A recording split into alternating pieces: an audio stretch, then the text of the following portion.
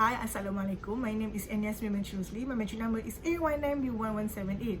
So I am required to analyze the leading role of e-commerce platform Lazada, which claims to have 50 million active buyers in the hotly contested region of Southeast Asia, with its population of more than 600 million. Group Chief Executive Pierre says that the company, a unit of Alibaba, has been growing at triple digits for the past 3 quarters. Focusing on Lazada's timeline, Lazada was founded in 2012, and in 2014, it operates in multiple countries and raised approximately $647 million USD. And in 2016, Alibaba Group has bought controlling stake at 54% equity interest in Lazada worth $1 billion USD. In 2018, Lazada has deployed Alibaba's technology. The latest for Lazada that they have 50 million active buyers in Southeast Asia, with its population of more than 600 million people. The first issue is stagnant due to inability to localize product. Due to unable to do market research towards certain target market, we can see that the interference from Alibaba manager left a big impact towards the result. Managers from Alibaba trying to copy their success in China to place into the region without any consideration regarding local cultures.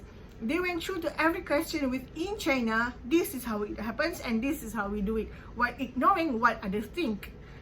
In the article stated last year, Lazada Vietnam launched a plan to sell toilet paper in large volume, and the managers expected to win big, just like in homeland China. However, Vietnam's Lazada is underdeveloped online shopping market is relatively small with not enough buyers to purchase the product. In the end, Lazada only managed to sell a fraction of its original target. Next issue is pack rival platform Shopee. It is true that we can now see that Shopee has surpassed Lazada as they are now more popular than us. As stated in online shopping aggregator iPrice, recently Shopee is placed as number 1 as having the highest number of monthly active users, download and sites visit in the region as of the quarter of this year.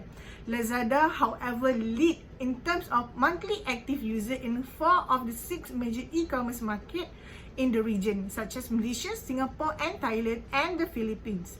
Tokopedia took lead in Indonesia, while Shopee was number 1 in Vietnam. The third issue is conflict-ridden. Having differences in a way of think and experience, Alibaba and Lazada faced conflict throughout the years of working together. In 2017, Kai Niowang, Alibaba's delivery provider, wanted to build a 10,000 square feet of warehouse, but Lazada wanted to try a smaller one, which is 5,000 square feet that year. And that year also, Alibaba wanted to bring some major international brands to Lazada. However, Lazada's employee felt that these brands were too expensive and would not be received well by locals. This is because of Lazada was almost a wholly owned subsidiary company, and the account management across multiple countries was now more complicated than ever. Until this could be sorted out, budgeting and spending is nearly ground to a halt. A seller who was familiar with Alibaba's offering in China said that the Lazada's new back-end was almost a replica of Taobao, a platform from China, and it was difficult to navigate. Another conflict was language barrier in the company, as we know that there are dozens of languages used across Southeast Asia, such as Malay, Thai, and also Indonesia. Although the English is the main language of communication in Singapore, Alibaba's employees were generally not fluent in the language, and they didn't want to learn it. They also preferred to use Chinese to communicate among themselves in small circles. This is one of the conflicts that happens in the company. Apart from that, the cultural conflict persistent. Lazada has changed as CEO for the 3rd time in 3 years. In 2018, Peng Li stepped down as a CEO of Lazada after just 6 months, and then she became chairperson. Lazada's co-founder, Frenchman Pierre, took over as CEO, but behind the scene, it was Zhang Yong, the CEO of Alibaba Group, who led the highest decision-making authority in Lazada. He has to take 5-hour flight every month from Hangzhou to Singapore for 2 days of meeting, and currently they appointed Li Chun as company's 3rd CEO. From there, we can see that Lazada has very small power in decision-making, while Alibaba has the biggest contribution and has the most power in Lazada. During a festival promotion, Shopee invited Blackpink to perform in Jakarta, drawing huge crowds. The following year, Tokopedia, an Indonesian e-commerce company, did the same. Thus, Lazada wanted to recruit Blackpink for a partnership too. However, the team from Hangzhou-based headquarters could not understand why Lazada wanted to invite the group while devoting a big budget to them. Eventually, the idea was resorted to old playbook of paid ads on Facebook and Google. The final issue is management incentive fall flat. Alibaba's internal evaluation system did a little to solve the problem. Alibaba gave new managers at Lazada fixed key performance indicator KPIs, requiring them to hit the KPIs within 18 months. Reportedly, Alibaba's local managers in Southeast Asia were preoccupied with achieving a result within a 4-month period, leaving them a little time to process and interpret the local environment properly. Time that Alibaba gives this manager is too short, and a former Huawei staff mentioned that Huawei usually gave him at least 2 years to adapt to a new international environment. Alibaba's employee with special skills or experience might be able to hit this KPI. Frequent turnover not only reduces Lazada's ability to execute plans, but affects customer satisfaction too. Lazada team mentioned that switch up so frequently it is extremely difficult to form working relationship with the company. Reason why I choose this theory is because there is internal tension between Lazada and Alibaba's manager, who were transferred to help Lazada in managing the e-commerce platform. We can see that from the issues that most of the time, Alibaba's managers decide to market the product based on China's preference. They avoid to take the time to understand the Southeast Asian market, leaving dissatisfaction towards Lazada's employees. They can use this theory in order to construct a new way of working together. The first one is clan. It is sociable able, held together by commitment, tradition and ethics, create loyalty.